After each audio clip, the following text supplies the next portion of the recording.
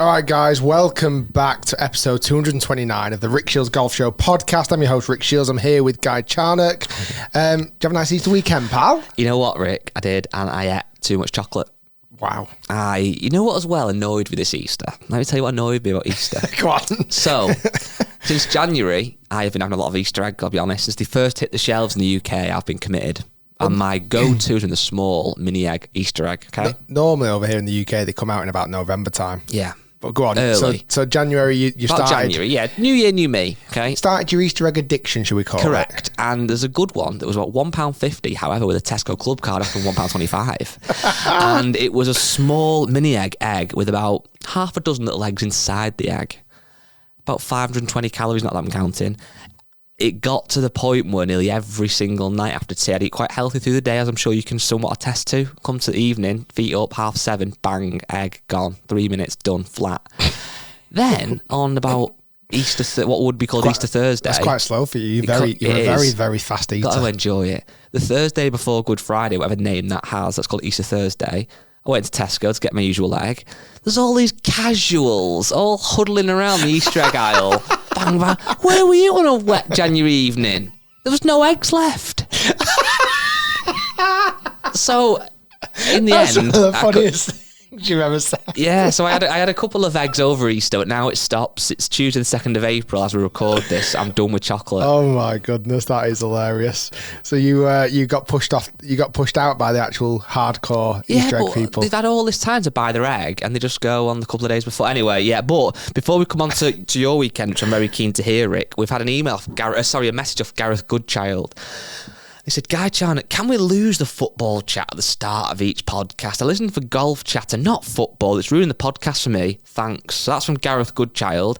Gareth will be happy to know today from me, although Liverpool did win at the weekend, there's no football chat at all. However, on Friday, Good Friday, the mighty St Helens Rugby League Football Club beat Wigan in the derby, the Good Friday derby, 12-4. And I watched every single second of it and loved it because, as you know, Rick, I'm a massive Rugby League fan. A few of the Saints lads watch some of the videos as well, which is good. So a massive shout out to Saints because I'm now a die-hard Rugby League fan. And you've always said that about me, haven't you? Always. When someone says Guy Charnock, you say Rugby League fan. I said, Guy Charnock, well, he's the Easter egg eating Rugby League fan. Correct. That's ruined my whole story. Mr. Goodchild, because so I was actually going to give you a minute by minute play-by-play of the Manchester United Brentford game, and then also the Liverpool versus Brighton game, and then the obviously Arsenal versus City game. Well, so that's ruined my whole podcast. When people ask me about Rick Shiels, I do say golf, I do say YouTube, but your tactical analysis of football and your obsession with the Christmas tree formation is often what I go to. I genuinely have. I don't know what it is. I honestly don't know what it is. I never ever watched football, hardly ever anyway. Mm-hmm. I'd watch United, definitely. Not all the time though. Yeah. I would never, and I mean this from the bottom of my heart, would never watch a random game of football ever. Same. In my life. It's changed. Really? It's changed. And what is it you're looking for? What is it you're appreciating? I don't know. I do like last minute winners.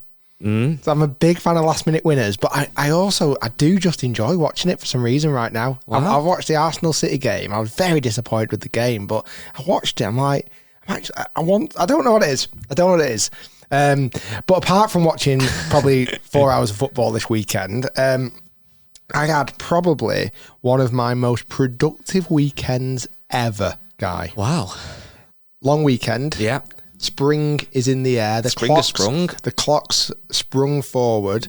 I spent probably as much time, if not more time, watching football than having a real clear out at home. And it's satisfying. You're the kind of guy, and I think I know you well enough to say this, where you don't like to clean or do something like this often, but when you do it, oh my days, there's no stopping you. Different level. I found my lost... I could have bought another bottle, granted, but I found my lost bottle of DW40. WD-40. That's the one. Yep. That's how much you use it. I actually found 3 bottles of it.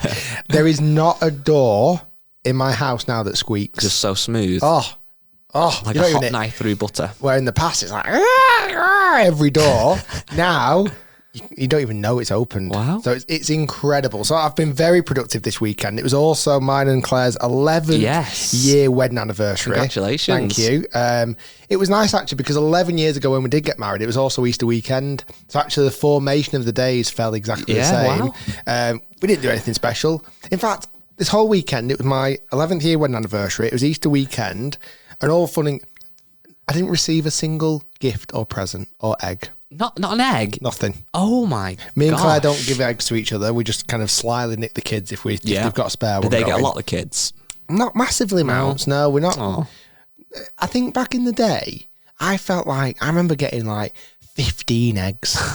do you remember that growing up? I remember. My nieces got spoiled. Literally having like a table full of eggs and they'd last till June. Now, they don't, we get them very small amounts. They eat them, done. In the past, we've left it where they've had extra spare eggs.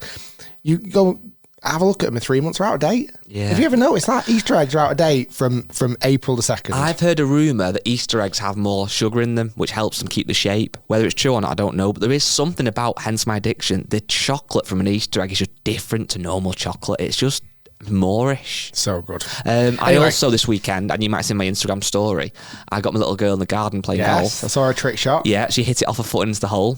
Intentional, obviously. But my theory is she might grow up and hate golf. That might be the case. Hope it's not. I'd like her to play golf.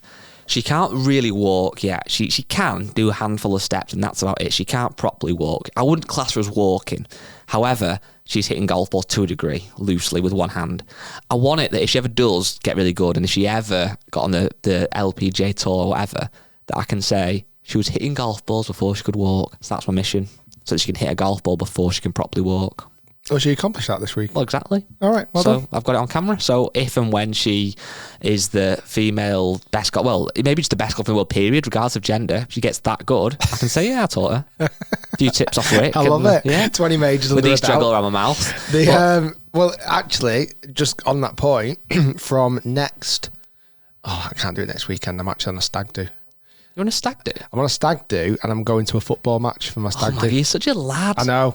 Oh, in fact, the stag doesn't know that, but I don't think he listens. Have you got a Stone Island jacket? I've got plenty of Lyle Scott. I think a little Lyle and maybe a Stone Island over the top. Well, maybe take a vape for the day as well. Do you not know what game I'm going to? I do actually, yeah. But tell the audience. No, because I don't know. I don't, because the stag doesn't know. Oh, okay. And also, right, okay. It's next Sunday and it's not in this country. That's all I'm going to say. It's the kind of game I imagine where you do need a Stone Island to look a bit hard. Have you got a hard... Let's see your face you'll pull in the crowd, just in case I was... If I'm a fan, I'm going to mess with you. What? Well, there's no... No, I'll give it away. All right, well, yeah, okay. I'm probably in like a box. I'm probably like gone corporate. Walking around said streets of city then, how are we going to walk? Bit of shoulder, bit of Conor McGregor? Or just going to keep your head down? Yeah. Keep your head down. Because I think, again, if I show what country I'm actually from in said country, that also might not go down well. So, who knows if I ever even come back from this weekend? Who knows? But I'm looking forward to you in the prawn sandwich brigade while you sat there analysing the play as well. Saying, how can I do? Actually passing to him, passing it backwards, play forward. Well, I think I'm in the director's suite as well, so I'll be able to have a little word with the director. Yeah. Kind of, hey, can we make a few changes here? You know what? It makes me sick. There'll be people who wanted to go to this game, which we won't mention, for years, 20, 30, 40 years, and never got around to it. You decide last minute, I want to go to that game. Next thing, you're in the director's box. That's not normal. Oops. What I was going to say, though, just very quickly, I'm actually going to start golf coaching again this weekend, or the weekend after, or even the weekend after that. Who are you coaching? My 3 children. Oh, nice. I've decided... They're showing enough of an interest. If I say, let's go to the driving range, they're always super keen. But I do feel like now they need a little bit more guidance in technique. So I've got a home simulator, very lucky. So I'm going to do an hour a week and then have 20 minutes each. Nice. Little one-on-one time and see if we can... That'd be quite good. Yeah. I think it'll be fun until I start screaming at them and shouting at them and... They're not listening, but it's funny though when you see some of these kids, even like maybe PJ Tour stars who have similar swings to the parents. I can't remember who it was now. I saw someone recently. It might have been. Don't quote me. It might have been Justin Thomas or somebody whose dad is a good player as well. And the swing looked. You can definitely tell it was the child. And you could obviously argue Tiger and Charlie is and John Daly and John Daly Jr. Imagine if your children have your swing. Oh yeah, ouch. Who knows? Maybe I'll teach them better than that. Anyway, that's enough football, kids, Easter egg chat. Let's talk more about golf. Okay, well, we know that next week you're jetting off to Augusta National for the Masters. And I think, we joke sometimes that the Masters is either the first or second best major, depending on the time of year. And there's no doubt, I think, that the excitement for the Masters trumps every of them, even the Open, because it's the first one of the year and there's not been a major for like 8 months or whatever. But we've had a question on the Facebook group. Again, we will come into more of these questions on the Clubhouse episode, which is doing very nicely. So everybody, if you're not aware of this, we have this podcast out on a Tuesday, and then we have the Clubhouse episode on a Friday as well, which isn't filmed. However, we might still film some of the clips for the YouTube channel. But one question, Rick, for this podcast, and it's a good one actually, it's from Alexander Larby. He says, ask most amateur golfers which course they would play if they could choose from any course in the world, and they would say Augusta National. If you ask tour players their favourite course in the world, I've actually heard very few say Augusta National. Having played so many courses now, Rick, around the world, do you consider Augusta National to be your favourite? And could you perhaps offer insight as to why tour pros don't rate Augusta as highly as you might expect? Could it be that Augusta is too hard in tournament play, or do they tend to associate their favourite course with somewhere they've won or played very well? What a great question. That is a great question. I would unpack that a few different ways. Let me start off by, and again, we did plenty of podcasts on this last year. Augusta National is the best golf course I've ever played. Been very, very lucky to play. The quality of the whole venue is just exceptional. The experience, and you've got to remember the very few amateurs that get to play it, or not tournament players that get to play it, are in such a lucky, privileged position that almost that does absorb a lot of your senses. Like, you're literally walking down the fairway in disbelief. Like, I was playing it going, I can't believe right now, this is, as you mentioned, probably most golfers' number one golf course they ever want to play. And I'm out here playing it today, which is just out of this world. But what's fascinating about Augusta as a fan of golf is that you've watched the Masters so much that you properly know the golf course. Like, I knew every single hole in that golf course, and I've never played it before last year, where there's probably not many golf courses you can really do that on. Pebble Beach, okay? I know a few holes at Pebble Beach, but I don't know every single hole at Pebble Beach. No. Even the old course, I've been fortunate enough to play the old course, as you have a number of times now. If someone said to you, what's the 12th hole at the old course? You have to think a little bit, don't you? Yeah. It doesn't come straight to your brain straight away. Where if I said, what's the 16th at Augusta National? It's the par 3. Yeah. It's like, it's so almost ingrained into our memory. So I think a lot of that has a part in playing on this. Obviously, the condition of the golf course is spectacular. It really, really is. And each and every hole at Augusta National is so unique and different. It is a real standout venue. The one thing, if I had a criticism of Augusta National, and this is normally where when I look at my other favourite golf course I've ever played, Kings Barnes, Trump International, I'm trying to think of other examples. Even the old course to some degree. A lot of the actual surroundings elevate the experience for me. Kings Barnes is an amazing, incredible golf course, but the views, as you know, are absolutely just out of this world. You don't get that at Augusta National.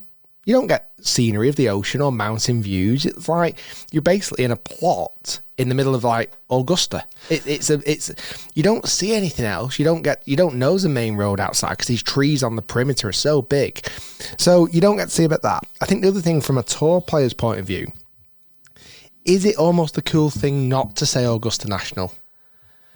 Yeah. Is it almost the cool... Because that's probably the answer that most people are expecting.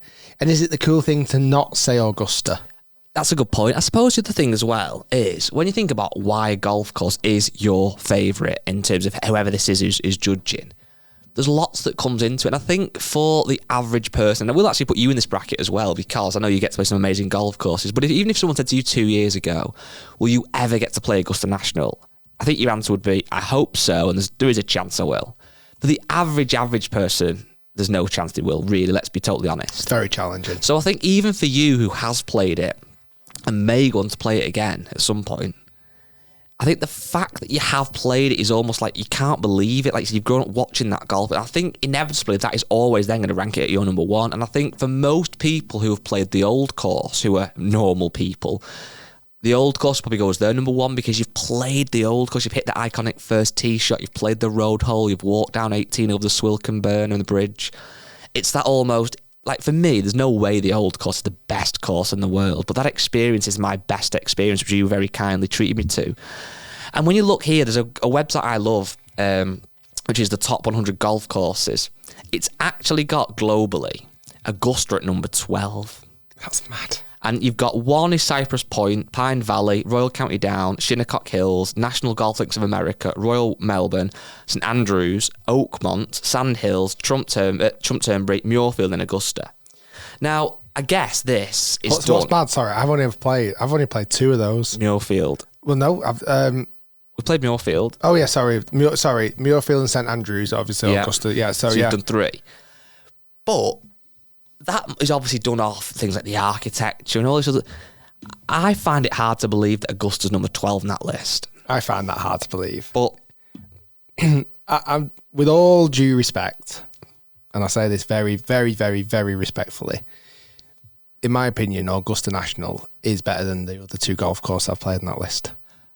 If then you found out that anybody, not just yourself, anybody could play there, and it was kind of a bit like the old course, which is difficult to do, but you can, would that go down? It could be, yeah. If it didn't hold the Masters, would it go down? Possibly. So then, but is that not all wrapped up? Well, see, that's the point then. If you've almost got the whole wrap-up bit, which is what we're saying, I think therefore Augusta goes number one and the old course is so high up. If you could remove all that packaging around it and you went purely off the golf course, would the old course, and in this case Augusta, be as high? The old course, definitely not as high. No. If you lifted the footprints of the old course up and you moved it somewhere else and it didn't have the history and it wasn't home of golf and it wasn't in that plot and you dropped it somewhere else and didn't hold the open every 5 years, it would not be ranked. I don't even... I'm going to be careful what I say here, but it definitely wouldn't be ranked as high as it is on that list. But again, back to the original question, that is the point. When you go to a golf course, most people, unless you're an absolute golf architecture nerd, are looking at the whole day, the experience, the pulling up in the drive, the photograph you can take, the feelings that you might get irrespective of how you play. It's the whole package. I think with that being said, again, I've never played Augusta, obviously, that must be why Augusta has to be one or two, whatever. I think for players, certainly if they've played the Masters quite a few times, I suppose the more times you play it, the less special it becomes. Well, yeah. And is there almost two questions? Is there what's your favourite golf course? In which, for me, if you ask me that question now, the old course wouldn't be number one. If you said what's your favourite golf experience out of everything I've played, old course would be number one. Did you see this weekend? For 3 days of the 4 this weekend, Friday, Saturday, not Sunday, Monday, the old course opened its doors to a very selected few, which I'm a little bit gutted I didn't get invited to, albeit there was chats about me being invited to it, but the invitation never arrived, is the old course was played in reverse. Yeah. Friday, Saturday and Monday. You've been there, done that. I've done it. Listen, guy, I have. Lee, Tom Watson, and I did it on a Sunday. Correct. But it would have been a hell of an experience. It's such a crazy concept, and it's still to this day at the course that apparently Tiger Woods is desperate to play. It's a shame he couldn't make the trip over and play with you. That was the plan. I'm sure his invite, like mine, probably was lost somewhere. But the fact you play it in reverse, and it would have been such a, I don't know, just a cool experience. It's a shame. I saw some clips. I don't think the weather was great up in Scotland this weekend, which was a shame, but it's authentic. I would still love to see maybe an Open Championship one time played there in reverse. For 150, if that would have been phenomenal. It would have been. I suppose the infrastructure would be the difficult thing. Would it change much, actually? It would a little bit. Because you remember when I was lucky enough to play it with Tom, but I don't think it's a massive switch around, really. Maybe one day. Maybe. Right, I need to close your laptop for this. So, oh bang, that was done well. So, we've just been talking about the Masters. The Masters is obviously, we'll do a Masters edition next week, I think, because you are going. Whether we'll, how we fit that in, I don't know. I've just double checked my flight. I can't remember if I'm flying the Monday or the Tuesday. So, if I fly on the Tuesday, we can do a full length episode on the Monday. Okay, right. We'll have to do one. Yeah, we'll fix it. Anyway, Mike, a little quiz for you. It's not crazy hard. I want you to try and name, in order, oh my God, every Masters winner ever. No, from 2014. Oh, Jesus. I can give you some hints along the way, and people at home in the car, ever feel free to jump in. Some people will have already said it. They'll have gone, bang, 2014.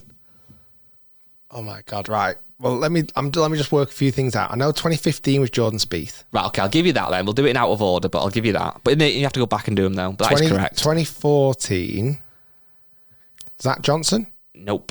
Bubba Watson? Correct. So you've got Bubba, 2014. You've then got Spieth, 15, which you've just said. 16. Was that Zach Johnson? No. Phil Mickelson? No. Oh my God. I thought I'd be better at this.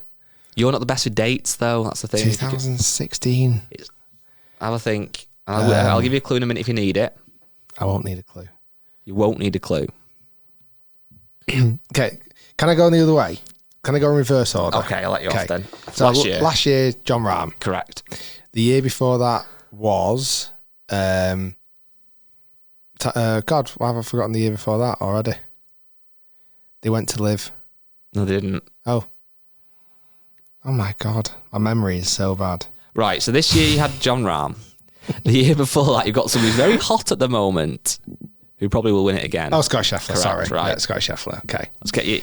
So, I feel like I need my dates right. I'm not using Google. I can confirm to the listeners he's not using Google. So 2014 was Bubba. 2015, okay, was Spieth. Let me start writing these down because I think I need to. I would rather have had a pen and paper ready here because the phone does worry me a little bit, but I'm going to trust him. Mark, can you get me a pen and paper? Ed's going to get you one. I can't believe how bad I've been. No, it's fine because it's always easier when you're at home in the car or on the treadmill. When you've got the pressure of tens of thousands of viewers and listeners, Rick, it does get to you. Now that I've started writing these dates down, I think I know them all. Okay. Right, so the pen and paper is in. Thank you, Ed. Thank you. Oh, I took you 2 pens as well, 2 different choices of Sharpie, a thin and a thick. Okay. Right. 2014, Bubba. 15, Spieth. Yes. 16, not sure. 17, not sure. 18, not sure. 19, Tiger. Correct. 20 was Johnson, DJ. DJ, yeah. It was the year that was in the November. 21 was Scotty. Nope. Oh. 22 was Scotty. Oh, 18 I went to. Patrick Reed.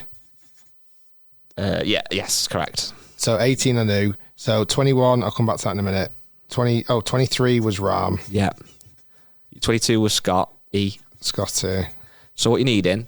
16, 17 and 21. Right, okay. So... Wait, I think I know this. 21. So Spieth won it twice.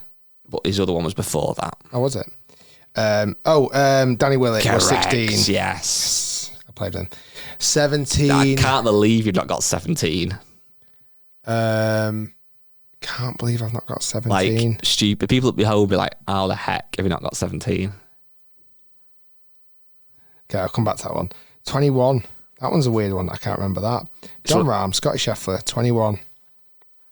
All I'll say what 21 is, I think of his caddy a lot when I think of the win. Oh, Hideki Matsuyama. Correct. Hidek.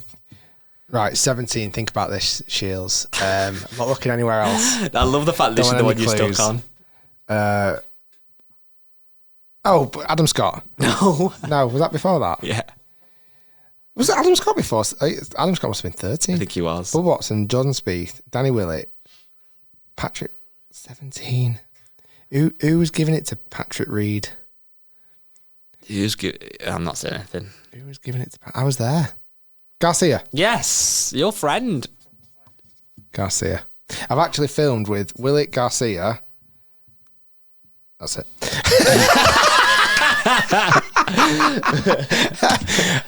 Wow. It's hard, isn't it? I'm surprised. Yeah, I'm annoyed that I didn't get them quicker. The ones I think Matsuyama's one that you can forget, which you did kind of forget. I think DJ was an easy one. Tiger was an easy one. Yeah, DJ, Tiger, John Rahm was easy. Spieth, I remember 15 because I even saw a stat the other day. He had the record for the lowest score at 270 over 18 holes, over 4 rounds of golf. Willett, I did forget because obviously that was when Spieth kind of blew it. Garcia in 17, yeah. Patrick Reed, I was there for the 18 one because he was neck and neck with Ricky Fowler. Tiger, you can't forget 19. DJ was it November? It was the November one because of COVID, pushed it back. And then, so did it go almost like it was only 5 months between? Yeah. Wow. Because it went back to normal in 21 when Matsuyama won it. And then, I must admit, Scott Sheffield was one that I kind of forget. It's mad really, isn't it? It feels like a long time ago now, but then it also feels like not that long ago. It's weird. And then John Rahm. Right, well, you got a little round of applause then, Rick, from Ed, when you completed that. You will also be getting a round of applause from hopefully from the audience when they hear that the H.I.T channel is back this week. Whoop, whoop. Yes, so it is official. As soon as we stop recording this podcast, the next half an hour or so, we will be running. No, maybe running's not the right term. Sprinting? Nah, skipping. Hand in hand into the H.I.T studio, the four of us, to make some amazing content because the H.I.T channel is back. There's still loads of questions in the group every single week about where's the channel? Why do we bother with the channel if it's not going to exist? It's back. We can say that till the cows come home. The proof will be in the pudding this week.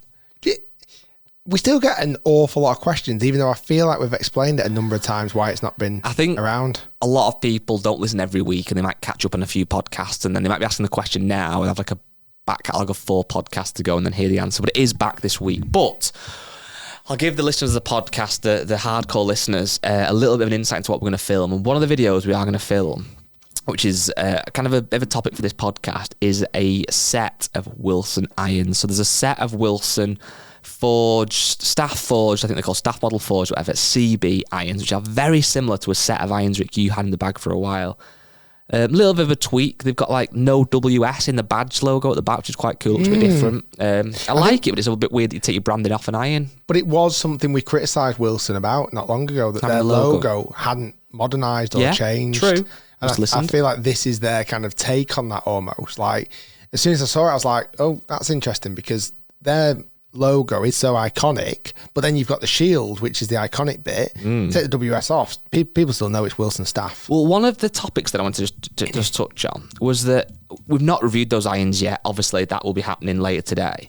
And I can already kind of imagine what they will be like, and I imagine they'll be good. And I don't think that'll be any surprise to most people listening and watching. How good they'll be, it's a different question, but I know they will be good. I think they're a contender for the bag. Well, you have been known to use Wilson before, and I think the reason you've used Wilson before, if to be honest, is a bit of an underdog. They're good clubs, not everybody uses them, a bit different, and you kind of like that.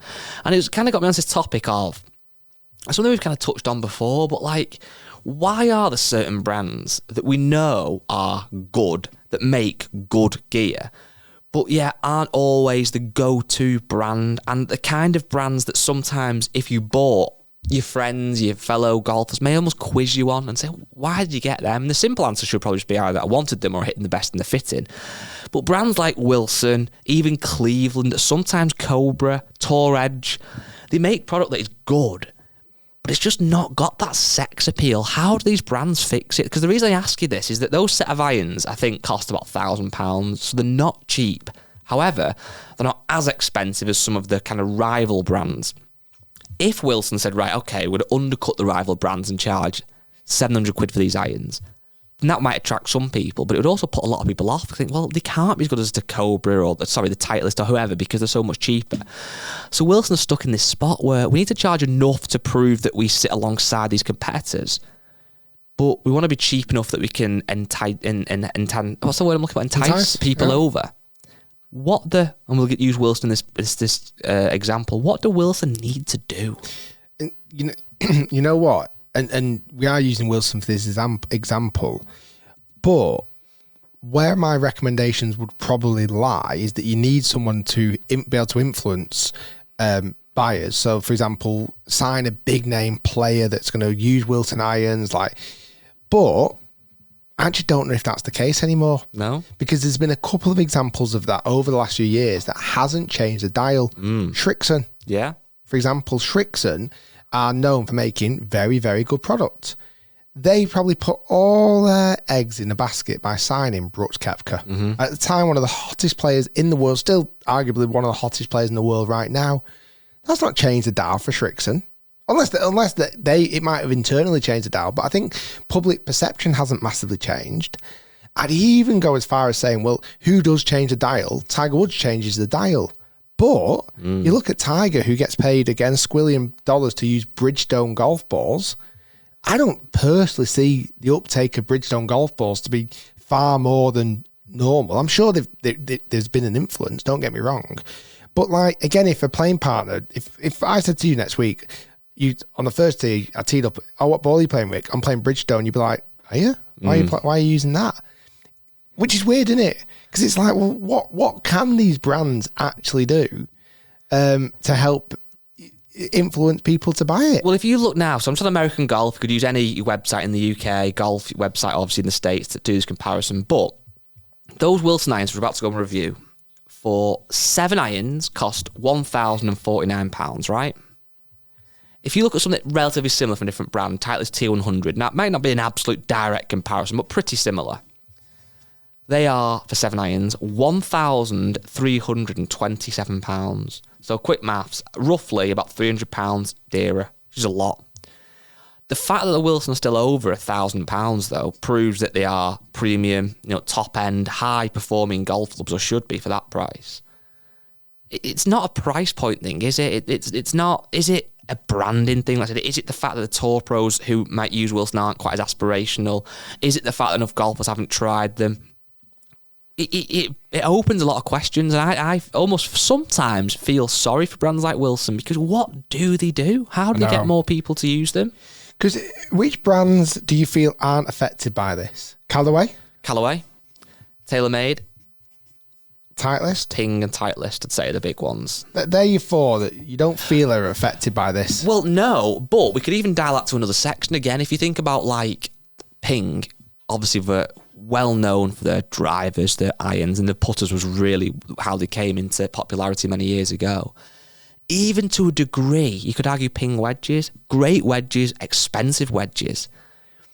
But if you ask a lot of good golfers or serious golfers what wedges have you got, they would obviously typically like Vokey, maybe even Cleveland Cleveland in the day, Callaway, TaylorMade even. It's like Ping you'd almost question. So are we scratching Ping off this list? Potentially.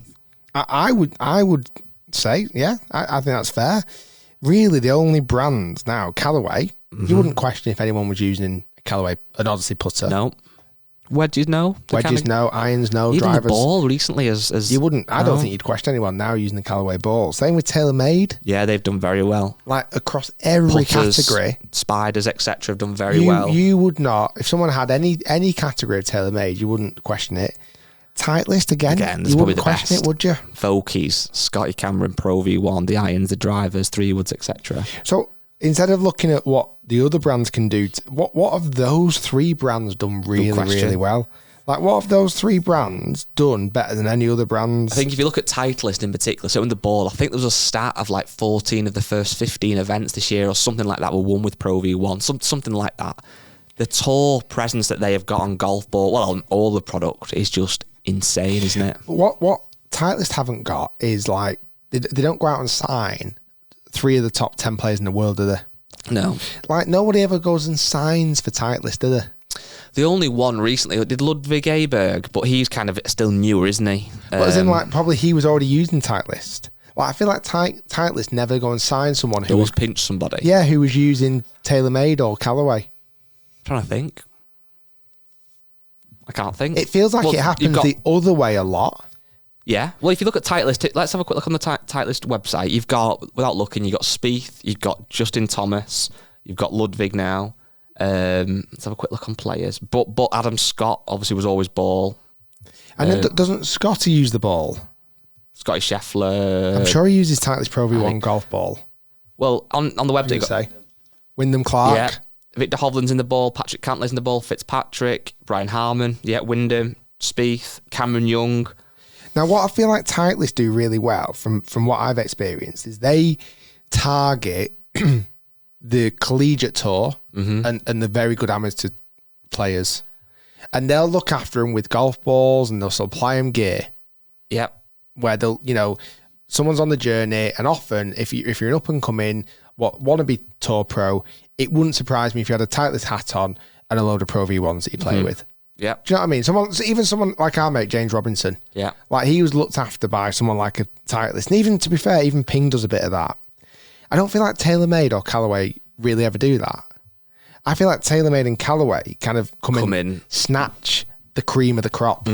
Once they've got to a certain level, they go, oh, okay, here's a nice enticed offer. Come and you now use everything Callaway, everything TaylorMade. Well, it feels like certainly as of late, TaylorMade have gone with this kind of fewer, bigger, better approach, haven't they? So if you look at who TaylorMade have got now, and think about not the adverts, well, they are adverts, but the YouTube content they make, they've obviously got Tiger Woods, you've got Rory McIlroy, you've got Scotty Scheffler, you've got Tommy Fleetwood, you've got Colin Morikawa, they did have Jason Day. There's some real strong names there that sell it for them and solidify that brand. I'll tell you what's interesting, even just that exercise there, how easy was it for you to rattle off the TaylorMade players than it was against the Titleist or Ping or even Callaway players? Correct. Nelly Corder as well in the women's game. He was Charlie Hull. Yeah. Well, I don't know if I'd be able to name you 10 Callaway players. Go on, have a go. John Rahm. Yeah. Xander Schauffele. Yeah. Starting to struggle now. Minwoo. Minwoo Lee, is that what you said? Who did you say, Ed? Hadwin. I struggle. There's not many. Let's have a quick look. There's not as many, is there? So there's Sam Burns. Yeah, there's not, to be fair. Nikolai Højgaard. It's a lot of Callaway. I don't know. It's a tough one, isn't it? I think as well, it comes over. But isn't there that stat still that Wilson staff have the most major wins in any other brand? And their irons have won a major, I think, every decade for like the last 5 or 6 decades. No other irons ever done that. No other brand. Will they win one in this decade? That's the question. Harrington, obviously. It was Gary Woodland who last won a major using the Wilson irons. But also, if you look at this, Wilson have had that dominance. If we were doing a podcast 50 years ago, exactly. Wilson would have been in that conversation, and maybe Callaway wouldn't have been, or TaylorMade wouldn't have been. Well, TaylorMade were a relatively new brand, aren't they, to a degree? Does it just go in ebbs and flows? Is it just those 3 brands now? Like, if you actually look at back in the day, like Ping was the brand, wasn't it really? Ping and Wilson were the brands. I suppose it does, but it'd be like football teams, obviously. Liverpool, thankfully, are doing pretty well now. They were the 80s, they were really good, 70s, 80s, or whatever, and then United were great in the 90s, 2000s, and that comes in ebbs and flows, but that comes down to players, signings, the way the club is run. Things have to change to make a club go up and also to go down again. I suppose with like Wilson, to them to come back in fashion, so to speak, what they have to do something new, don't they? And they are making good product. The drivers, probably the worst products, although they still are good. The irons are strong, the balls are nice. They do some really nice putters now, like a nice milled putter. Does it come down to branding? Does it come down to... But also, going back to your point there, over that period of time, do Wilson as a company put as much emphasis on golf? Maybe not. Like, you talk about these ebbs and flows, and even, as you mentioned, in football teams, new ownership comes in, new manager, new players, whatever it may be. They make changes. A bit like all of these brands, like they would have had new CEOs, they would have had new goals and ambitions to try and hit. Like Callaway, one of their main objectives at the moment, you could question, are they taking their eye off the ball in the golf equipment category for all the things they're doing in Top Golf? And, I'm sure last year their number one selling item was hot dogs, for argument's sake. That's like, crazy, Callaway isn't it? never expected that to be the case. But in 5 years, they may go, do you know what? Are we bothered about equipment anymore? We're making so much money in bloody entertainment over here with Top Tracer and Top Golf. Why are we bothering with golf equipment? Yeah. And then that might drop off. And Ping have always stayed a very family run. But obviously, John Solheim, the main guy all those years ago, he's now passed away. Carsten Solheim. John Solheim's now passed it on to his child, who also, I think, called John Solheim Jr. It's like, you've got, as it goes down into a new generation, their tactics and their way of running the business changes, doesn't it? Absolutely, and it's food for thought. I would love to hear people's opinions on this. Maybe send us an email, podcast@rickshiels.com, or comment on the YouTube video or on Facebook or whatever. Why do you buy Wilson, or why don't you buy Wilson? And also use some other brands. This isn't an attack at Wilson, by the way. It could be Cleveland, it could be Ben Ross, it could be Tour Edge. It's those kind of, even Cobra to a degree, I think, do fit into that bracket. And well, essentially any brand bar those few we mentioned. Well, I've written a few down: Wilson, Cobra, Bridgestone, Maxfly. Because like, look at Maxfly now; they've just bought. They've just signed Lexi Thompson. Yeah. I'd still be surprised if someone turned up with a Maxfly golf ball. Strixon's another one. There'll be loads like Tour Edge, PXG. Yeah. Like, where the hell are PXG these days? What are they doing in the world? Anyway. Do you want a email, Rick? I would love So, a little dear Rick, we've had a bit of an influx of emails again, which is delightful. So please do again, emails podcast@rickshiels.com. We are committed to getting through more of those, and we love your correspondence. One thing I'd forgotten about, because it was so long ago that we used to do this, Rick, was when people put like a clickbait title to draw me in. And again, I'll hold my hands up. I've been, I'm like a moth to light. The what's it called? How do you start an email off the bit at the top? My mind's gone completely blank. The subject, thank you very much. I feel like you trying to guess who won the 2017 Masters then. It says, Guy's my favourite. So because they put that, I got straight in. It's nothing to do with me in the email, but that just got me in. So it said, hi both. Guy, I have a subject line that grabbed your attention. You did.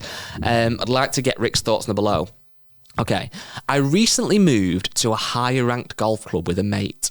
The new club allows strangers to tag along to your tee time if you haven't filled all the gaps. This wasn't allowed at my last club. So, for example, if this guy and his mate book a tee time at 10 a.m. and there's only those two on, there's therefore 2 spots. Random members can join that tee time. Given it is only 2 of us that play, this is likely to happen most weeks. Do you think it's fair? My issue with this is I enjoy the round far more when playing just with my mates. I've had some questionable characters tag along to the tee times before when I've played with guests at other clubs. Notably, a chap who only took driver off the tee regardless of whether it was a par 3 or a par 5. For reference, his drive went about 220 yards. He had to apologise for hitting the next tee box off a par 3, so he was massively overhitting it. What is your verdict? Should this be allowed or not? I hope this gets featured. I'm a member of the clubhouse. I've been listening every week for 2.5 years. Legend. So, answer that, Rick. Is it fair? Can you see both sides from the golf club's point of view and from the members' point of view? It's a difficult one, isn't it? I've been very fortunate that's not really ever happened to me. No. Has it happened to have you ever? I've had it before. I had it once. I played golf in Dubai years and years ago, where me and my colleague at the time played a golf course, and 2 random people were paired with us. But I was playing the golf course for free via my old job, so I wasn't too fussed. And they ended up being quite a pleasant older couple, so it was fine. It happens in club comps, but you choose to play with random people, and that's part of it. And I suppose the difference with the club comp is you're playing really for that competitive side. Sure. So it's kind of like, right, I'm focused on my own score today. If I get paired with a random guy who's not pleasant or is pleasant, that's just whatever.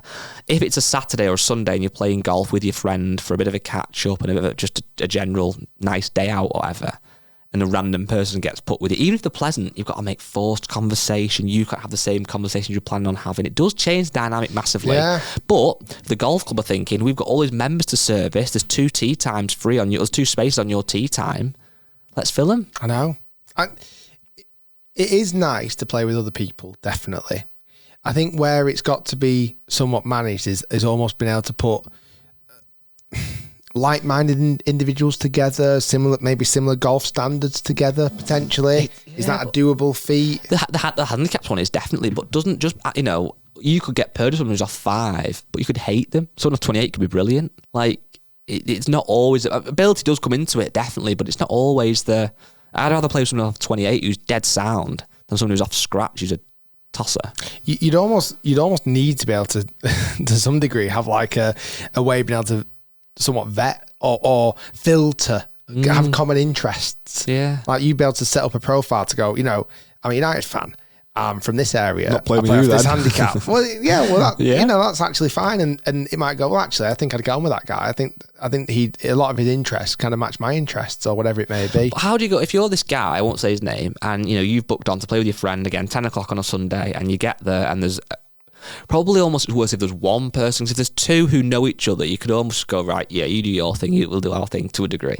There's one random person, even if they're all right, like, it is quite awkward, isn't it? You've never met them before. I'm trying to put myself in that situation. And I think it's a mindset. I think, again, as a golfer, I think most people, one of the bizarre things I've said this before with golf is, if you gave me a random person, right, and said, right, you've got to sit in the car and go to Scotland with this person who I've never met, it's going to be so awkward. I'm thinking, what am I saying? What do we talk about? Oh, I don't like it.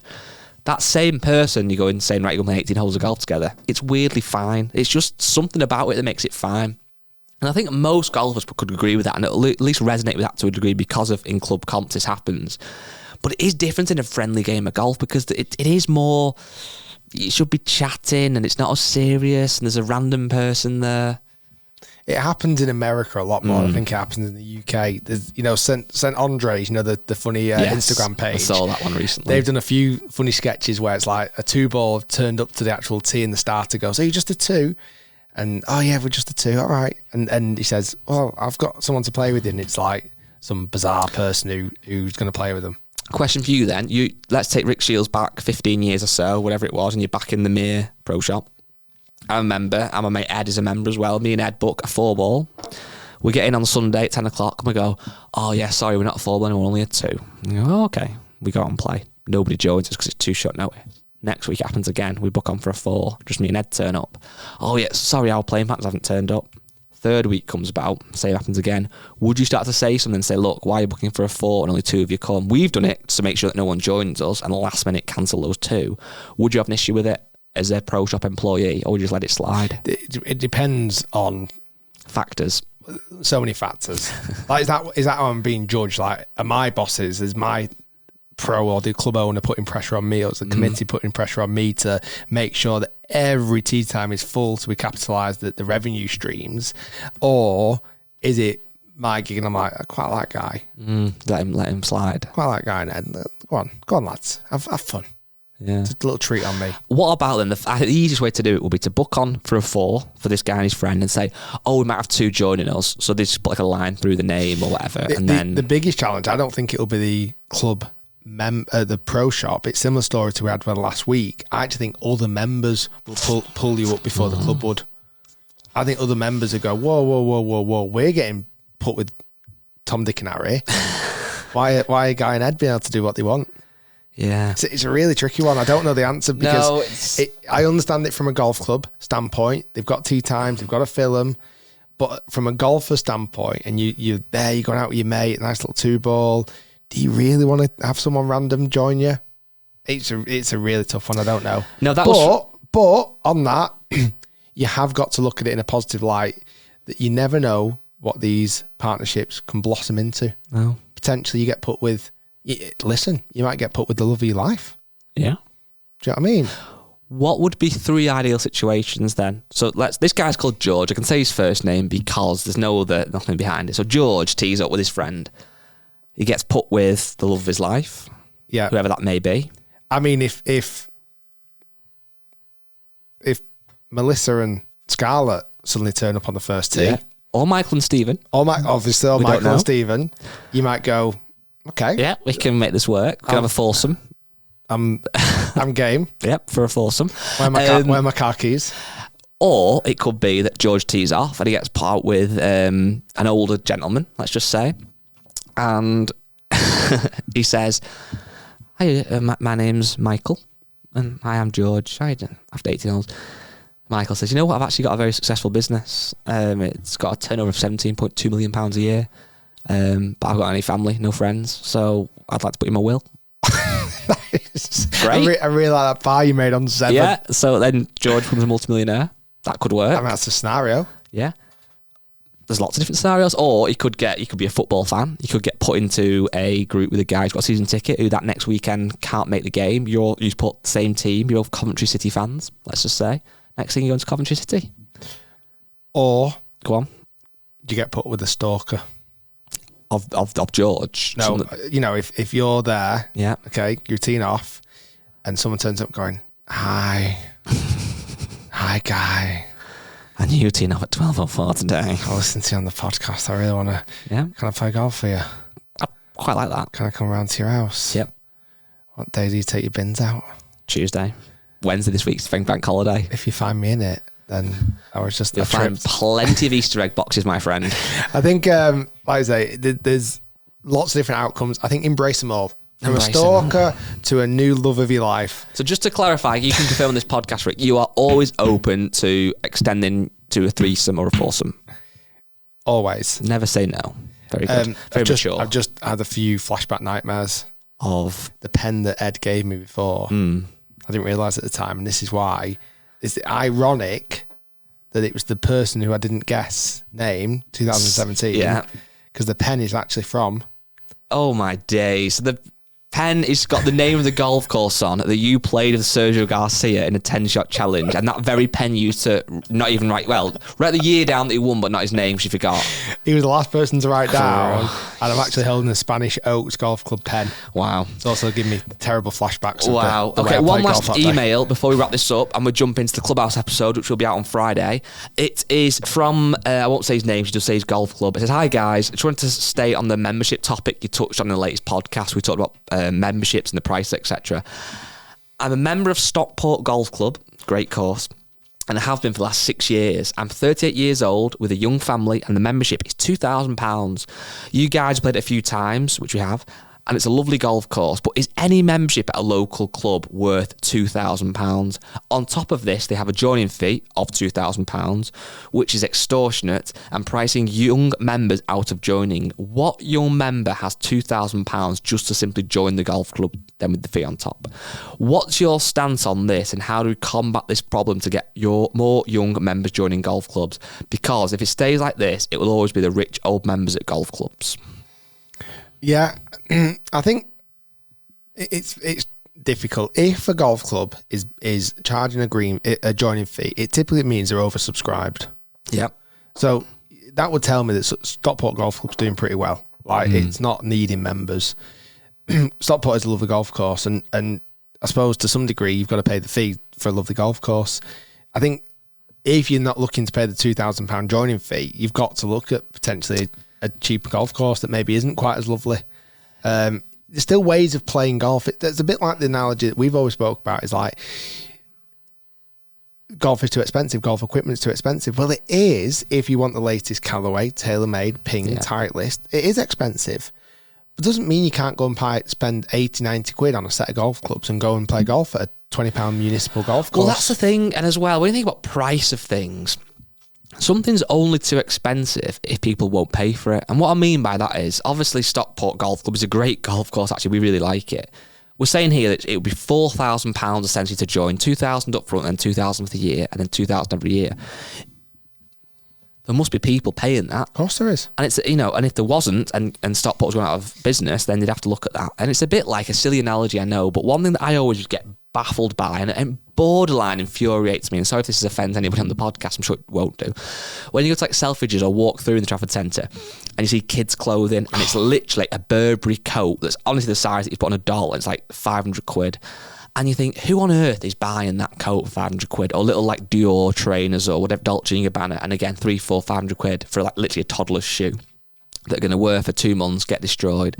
But obviously, there must be a market for that, because it's been around for all my lifetime and obviously long before that. If it wasn't, nobody was buying it, it would just cease to exist. Now, I think that is ridiculous and it borderline stinks, but that's irrelevant what I think, because some people want to buy that. And it's about that with the golf course. So if there's a golf course what's charging 100 grand a year, which there are globally, to me that is absolutely madness. But the people that can afford it, that want to pay it, it must be worth something to them, of value, whatever that looks like, whether it's just prestige or whether it's the contacts that you make there or the facilities or the quality of the course, etc. Or just that you've got the money. Well, yeah, or you've got the money. And it's like, I understand from our point of view as consumers, when we want something or we aspire to own something, whether that be an iPhone or a laptop or a car or a member of a golf club, that aren't necessities, we've not really got a leg to stand on, because that is the price of that thing. Like, it's all well and good slagging Apple off for charging 1,200 quid for a phone. We don't need it. It's not a basic function that we have to have. You can buy a cheaper smartphone. You want an Apple phone because of what it stands for and what it looks like and what it offers, etc. So I am with this person. I do get it. It's frustrating that golf clubs are expensive, but if you don't like that, join a cheaper golf club and get a worse product. Yeah, I think you've chosen some great examples there. and you know, it can go across everything. Like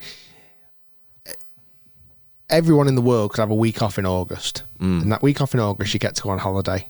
Well, everyone's holiday is going to be priced differently, aren't they? Yeah. For their needs and their requirements and their salaries, etc.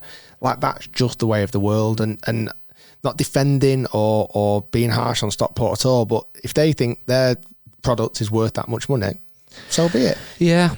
I think one thing that I sometimes do get with golfers is when like all the big brands, and again, you don't have to buy new gear, I get that, but like when Titleist, TaylorMade, Callaway, Ping, Mizuno, all these brands that are premium, but also like they're standard brands, if you like, over the last 5 or 10 years, their prices have gone up a lot. So I can, to a degree, understand why that annoys people, because you might have bought a new driver 6 years ago and it's 300 quid, and now the same essentially new driver is 700 quid. It's annoying. But again, you don't have to buy it. But I don't really then get it when people are annoyed at brands like Honma that charge a fortune. And there's actually a question for the Friday podcast we're going to do in a minute about Honma. Because if they're 10 grand for a set of irons, people must be spending that or else they got off business. So it's like, it's not our